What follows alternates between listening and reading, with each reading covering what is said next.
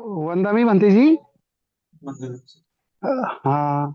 आज का उपदेश धर्मदेश ना में जो रियल लाइफ सिचुएशन है उससे आपने बहुत अच्छा कनेक्ट किया कि आपके व्यवस्था के में जो अन्याय हो रहा है उसके खिलाफ लड़ने का है, लेकिन मन में संयम रखने का है। तो भी हम कुछ कोई भ्रष्टाचारी है उनके प्रति कभी कभी मन में उनके प्रति थोड़ा बहुत द्वेष भावना कभी कभी आ जाती है। तो उसको वो ओवरकम कैसे करें? तो देखो, द्वेष भावना से कुछ होने वाला नहीं है ना। द्वेष भावना करने से वो भ्रष्टाचारी सुधर जाएगा ऐसा भी नहीं है, या फिर उसको पनिशमेंट मिल जाएंगे ऐसा भी नहीं है। तो आपने द्वेष किया तो कुछ चेंज हो ही नहीं रहा है ना। कोई आपने जो अंदर में द्वेष भावना की, मतलब गुस्सा किया, प्रतिक्रिया दी, तो आपकी प्रतिक्रिया से कुछ होने वाला नहीं है। उस प्रतिक्रिया को आप अप्लाई करो, है ना। उसको उतारो जीवन में, उसको काया के माध्यम से कुछ करो काम, तब जाके उसका कुछ रिजल्ट आएगा। जब तक आप काया के माध्यम से वो करोगे नहीं, तब तक रिजल्ट कैसे आएगा। इसीलिए मैं हमेशा कहता हूँ कि जब तक आप कुछ करोगे नहीं, उस भ्रष्टाचार के खिलाफ आप आवाज नहीं उठाओगे, आंदोलन नहीं करोगे, है ना, बड़े कोर्ट केस वगैरह कुछ नहीं करोगे, तो इसका मतलब क्या है, आपने एक्शन नहीं लिया और आप विदाउट एक्शन के फल पाना चाहते हो, है ना। तो ये बिल्कुल भी होगा ही नहीं, असंभव सी बात है ना। तो इसीलिए आपको एक्शन लेना बहुत जरूरी होता है, और एक्शन लेना ही आपके अच्छे कर्म होते हैं, है ना। और गुस्सा करना तो बुरे कर्म होंगे, है ना। तो हमें सोचना चाहिए कि हम केवल प्रतिक्रिया दे रहे हैं, है ना, हम केवल रिएक्शन दे रहे हैं।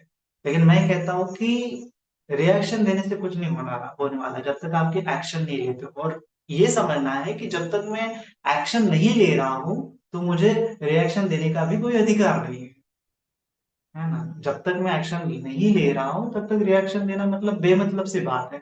तो इसीलिए जब आपको एक्शन लेना होगा तब रिएक्शन दो, है ना। आपके रिएक्शन से एक्शन मत दो। इस प्रकार से है। तो आपको अभी सिस्टम पता है आपको, आप पढ़ सकते हैं कि क्या कर सकते हैं भ्रष्टाचार के खिलाफ वगैरह।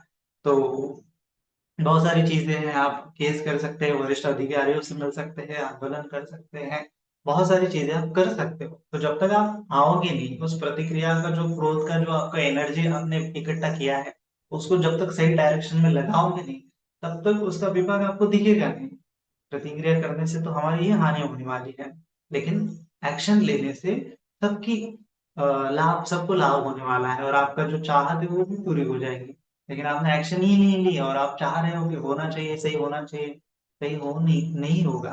तो यही तो बुद्धिस्ट फिलोसॉफी कहती है कि केवल वो मन से करने से कोई नहीं होने वाला है, आपको वो करना पड़ेगा वहां पे जाके।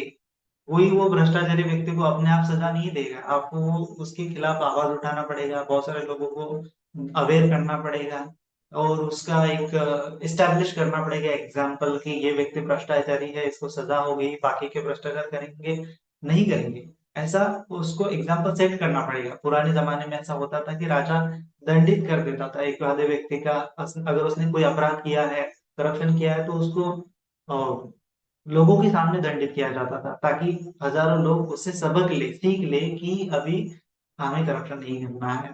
तो इस प्रकार से एग्जाम्पल सेट करना राजा की जिम्मेदारी होती है। और भगवान जी ने कहा है कि ये राजा का कर्तव्य है। तो राजा क्रोध ही क्रोध करने से उसको नहीं मार रहा है, तो वो तो राजा का काम है, क्योंकि अगर राजा वो नहीं करेगा तो प्रजा में लोग अच्छे से जीवन कैसे जिएंगे, एकदम अभय पूर्वक जीवन कैसे जिएंगे, है ना। तो अपने सबने अपना अपना कर्तव्य अगर ठीक से बजाया तो अच्छा होता है, सबके अच्छे कर्म होते हैं। और कर्तव्य का मतलब ही एक्शन है, कर्तव्य का मतलब ही पुण्य कर्म है ना।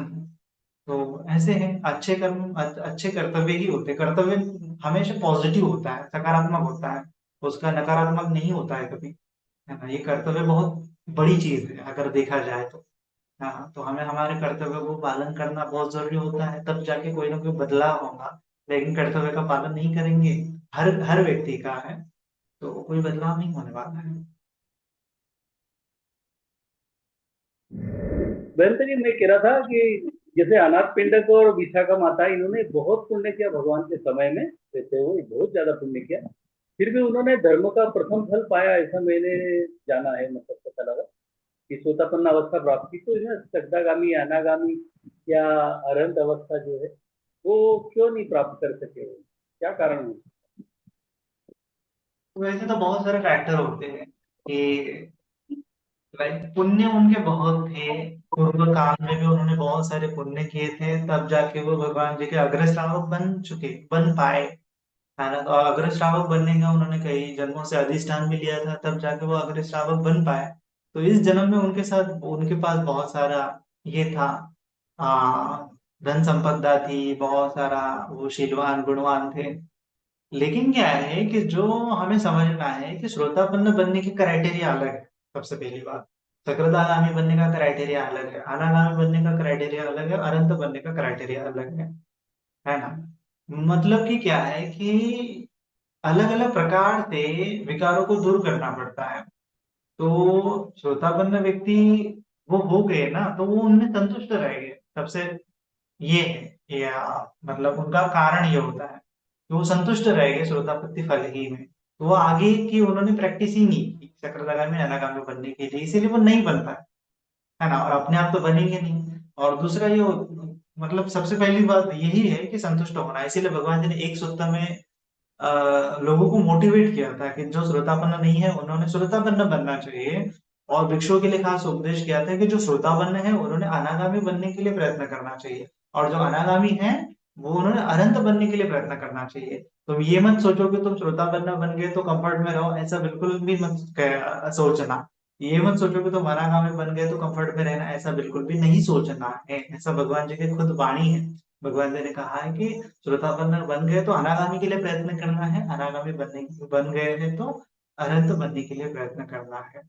तो इनका यही है, गाड़ी वही पे अटक गई, इसका मतलब वो कंफर्ट जोन में पड़ गए और वो आगे नहीं बढ़ पाए, है ना। और क्योंकि उनके प्रपंच थे, प्रपंच संन्या थी जो नहीं छूटी, वो उनके प्रपंच को कंटिन्यू करना है। और उनका जो स्वभाव है वो उनको भी बदलने के लिए उन्होंने प्रयास नहीं किया, जैसा था वैसा ही मरते दम तक था, इसीलिए वो श्रोता बन ही रहे, चक्रधागामी अनागामी अनंत नहीं बन पाए।